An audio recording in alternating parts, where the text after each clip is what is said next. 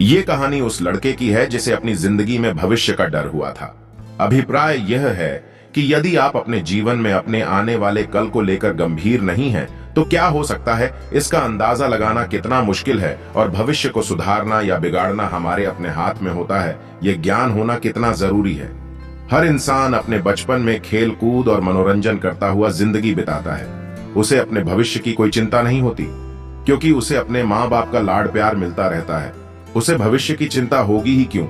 उसके माँ बाप सोचते हैं कि हमारा बेटा बड़ा होकर इंजीनियर बनेगा, बेटी डॉक्टर बनेगी और ना जाने क्या क्या ख्वाब देखते हैं। लेकिन अगर वही बच्चा बड़ा होकर अपने माँ बाप के सपनों की परवाह किए बिना जवानी में भी बचपना करे, तो उन माँ बाप का दिल टूट जाता है।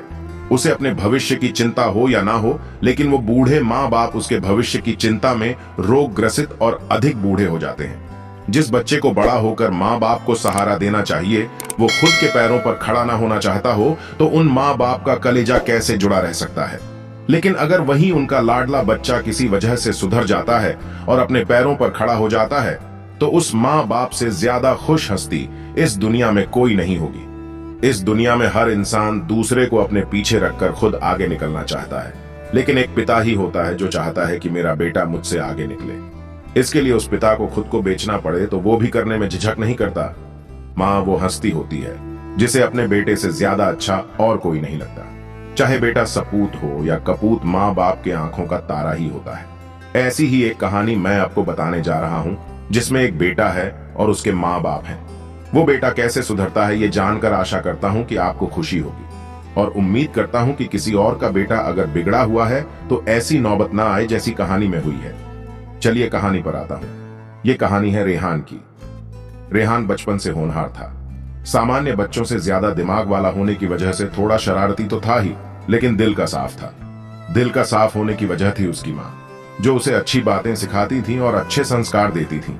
माँ ने उसे कभी भी किसी से बुरा व्यवहार करना नहीं सिखाया। सबसे कैसे बात करना है, रेहान ने अपनी माँ से ही सीखा। भले ही माँ पढ़ी लिखी हो या ना हो, लेकिन एक बच्चे के लिए पहली शिक्षक उसकी माँ ही होती है। रेहान की जिंदगी में भी उसकी माँ ने यह किरदार बखूबी निभाया था।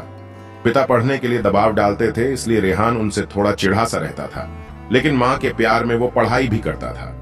पिता का यह मानना था कि आगे जाकर मेरा बेटा मेरा नाम रोशन करेगा, लेकिन उन्होंने भविष्य नहीं देखा था। रेहान धीरे धीरे बड़ा हुआ और पढ़ाई में प्रगति करता गया। हर कक्षा में अव्वल आता था। फिर उसका स्कूल बदला और मछली नदी से निकलकर समुद्र में जा पहुंची। तब रेहान को झांत हुआ कि अभी तक वो जिनसे पढ़ाई में आगे था, वो तो छोटी मछलियां थीं। बड़ी मछलियों के बीच आकर उसे डर सताने लगा। डर की वजह से उसकी पढ़ाई कमजोर पड़ने लगी। किसी तरह उसने इंटरमीडिएट की पढ़ाई पूरी कर ली, लेकिन आगे क्या करना है उसे समझ नहीं आ रहा था। उसे पता था कि उसके पिता उसे सहारा देने के लिए पीछे खड़े ही हैं, तो वो बिना किसी चिंता के इधर उधर भटकता रहा। उसके पिता ने उसे समझाया और किसी तरह इंजीनियरिंग में उसका दाखिला करवाया। पहला साल उसने बिगाड़ दिया, क्योंकि उसे अभी भी अपने भविष्य की चिंता नहीं हुई थी। दूसरे साल में भी उसने कोई तीर नहीं मारा, किसी तरह बस पास हो गया। दूसरे साल के बाद गर्मी की छुट्टियों में जब घर वापस आया, तो उसके पिता घर बनाने के लिए ईंट बालू वगैरह लेने गए थे। वो घर पर बैठा आराम फरमा रहा था, तभी उसके पिता का फोन आया। वो बोले, बेटा मैं यहाँ सामान लेने आया था, मेरी तबीयत खराब हो रही है, लेटा हुआ हूँ, जल्दी आ जाओ। रेहान ने साइकिल उठाई और भाई को लेकर पिताजी को खोजने निकल पड़ा। वहां जाकर देखा तो उसके पिता नीचे जमीन पर पेट पकड़कर बैठे हुए थे। रेहान बोला, चलिए साइकिल पर बैठिए, मैं आपको घर ले चलता हूं। लेकिन पिताजी की हालत पेट दर्द की वजह से बहुत खराब थी।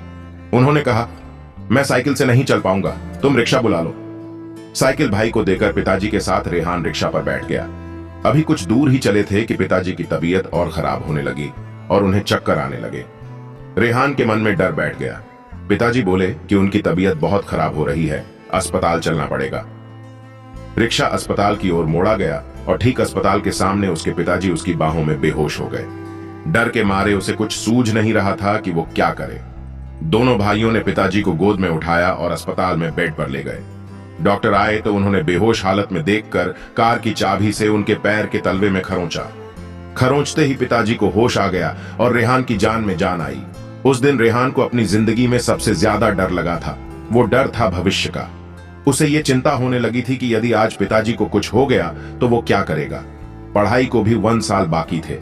काम धाम कुछ करता नहीं था। घर कैसे चलाएगा, भाइयों को कैसे पढ़ाएगा, और भी ना जाने कितनी बातें उसके दिमाग में घूमने लगी थीं।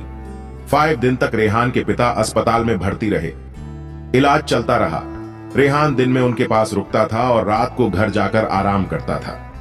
रात में उसकी मां पिताजी की देखभाल करती थी।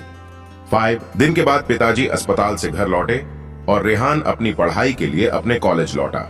यह उसकी इंजीनियरिंग का आखिरी साल था। उसने बहुत मेहनत की और अच्छे नंबरों से पास हुआ। उस घटना ने रेहान के मन में भविष्य का डर पैदा कर दिया था, जिसकी वजह से देर से ही सही लेकिन रेहान सुधर गया और पढ़ाई करके भविष्य बनाने के लिए निकल पड़ा। मैं उन बिगड़े हुए बेटों से कहना चाहता हूं कि ऐसी कोई घटना होने का इंतजार ना करें और अपने भविष्य के लिए अभी से चिंतन करें, ताकि आपको सफल होने में उतनी देर ना लगे जितनी रेहान को लग गई। क्योंकि बड़े बुजुर्गों का कहना है, हमारा भविष्य हमारे ही